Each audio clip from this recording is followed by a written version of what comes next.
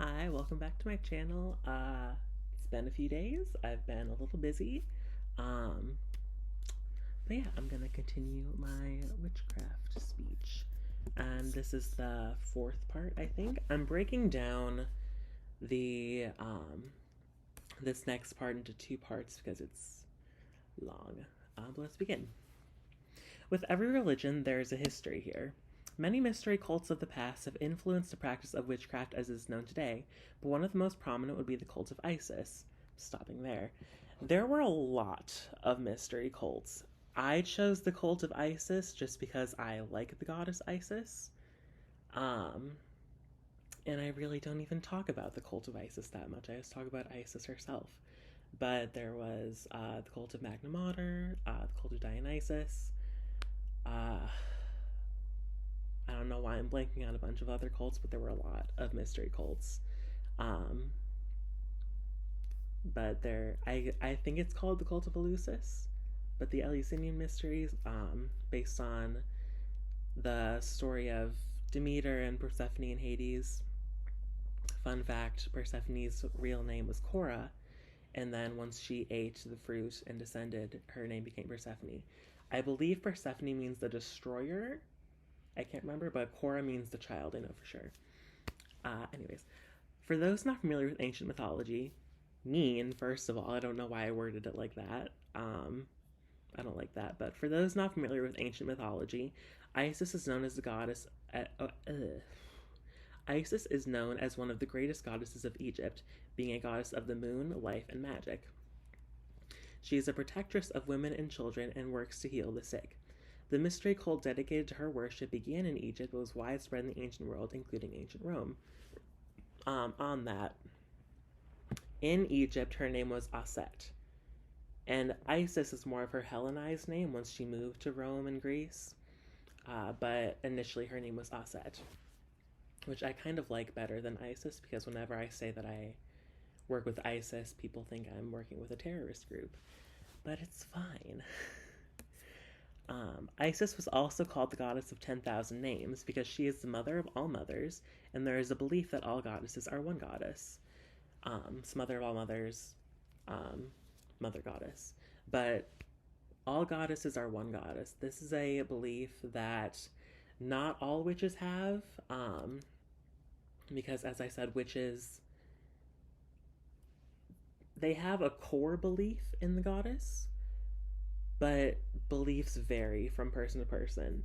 But a lot of people believe that there is a light that is God.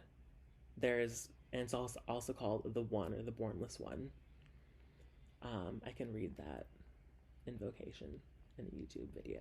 But that light is the One. And that light goes through a prism, and I usually just compare it to the Pink Floyd album cover because that's what visualizes it best. But it goes through that prism and it comes out, and that's where we get all of the god forms. So when we have Isis, Diana, Artemis, Kali Ma, any goddess form, they're all coming from that one goddess who is just part of the one. Same with the god form. Bacchus, Dionysus, Horus, Osiris. They're all coming from one god form that is part of the one. The kind of worship and dedication seen in the cult of Isis lasted until the rise of the church, where the pagan religions were snuffed out and witches were hunted under the structure of books like Demonology and the Malleus Maleficarum. So the Malleus Maleficarum means I had to look it up. I couldn't remember. Usually translated as the Hammer of the Witches. This is written by Heinrich Kramer and Jacob Springer. I actually had never heard that name, but the name that comes to mind more often is Heinrich Kramer. And Demonology was written by King James VI, but those are the people who wrote these books out of fear of witches. And so these books gave way to the torture of people who were accused of witchcraft. Um, yeah, so it's because of these books that we had so much hysteria about witchcraft. After a period of persecution, the witch trials came to an end with the last official execution of Janet Horne in 1727. This was at, I believe, the Witch's Stone in Dornoch. I think that's in Ireland. Sounds pretty Irish. Later, the Witchcraft Act of 1735 was passed, outlawing the hunting and executing of witches, though not lifting the restraints on the actual practice of witchcraft. That's worded kind of weird, but essentially, the Witchcraft Act of 1735 made it illegal to hunt and execute witches, but it it was still legal to practice witchcraft. So, to my understanding, you would still be jailed for practicing witchcraft, but you can't be hunted or executed. Um, in 1944, Helen Duncan was jailed under the Witchcraft Act after accusations of summoning spirits. And she with Helen, sorry, Helen Duncan was a medium spiritist, and I believe the story was two policemen or some sort of higher ups were in during a séance, and I think like the story goes that smoke or something came out of her mouth and formed a spirit. Could have been a vision, it could have been an actual spirit, but she was communing with the dead as mediums do. And so it was deemed as witchcraft, and she was imprisoned, sorry.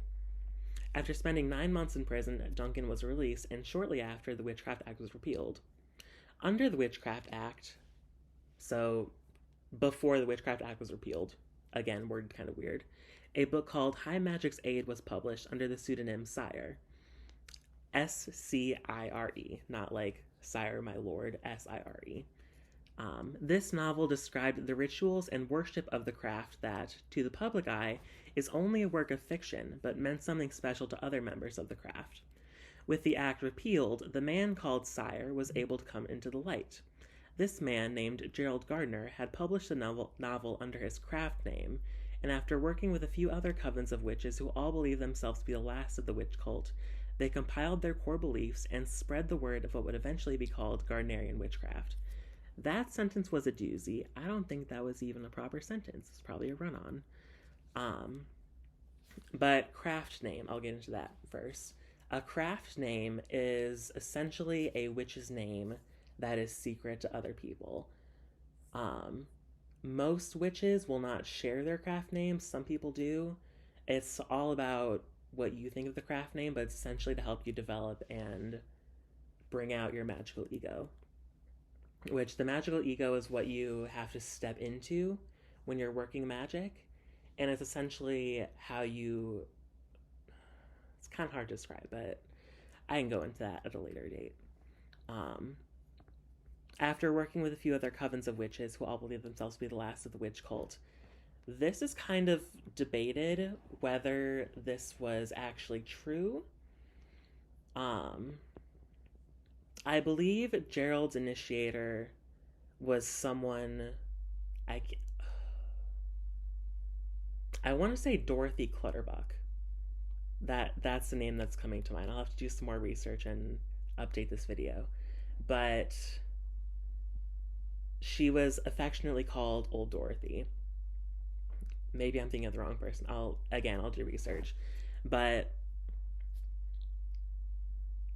this is kind of up for debate whether he actually was working with other covens or he just found magical people to work with and he actually created this. Very, very up for debate. But I think it would be kind of cool if he actually did work with other covens and they all formed everything together. I think that would be cool. But again, we don't really know.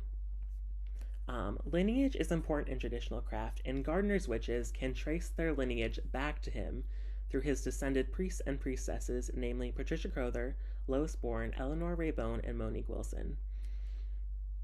I don't like what I did here. I'm pretty sure that I've listed all of his high priestesses except for one, Doreen Valiente. And I don't know why I didn't list her, but she's important. I mentioned her later. Um, I know why I did it because I'm saying that the lineage is traced back to Patricia Crowther, Lois Bourne, Eleanor Raybo, and Monique Wilson. And Doreen, unfortunately, does not have a downline. This is because she worked with Robert Cochrane, Charles Cardell, I think that was his name, Cardell, um, and she worked with these people. They assembled covens, but they didn't have downlines. So no one can trace their lineage back to Doreen. They might have worked with Doreen, but they were not initiates. They didn't she didn't leave a downline, so that's why I didn't include her. But I think that's also disrespectful because she's often called the mother of modern witchcraft because of her poetry that she added to the Book of Shadows. She added a lot to the Book of Shadows. She added a lot to witchcraft, and she's just incredibly important, and she deserves to be recognized. Um, yeah.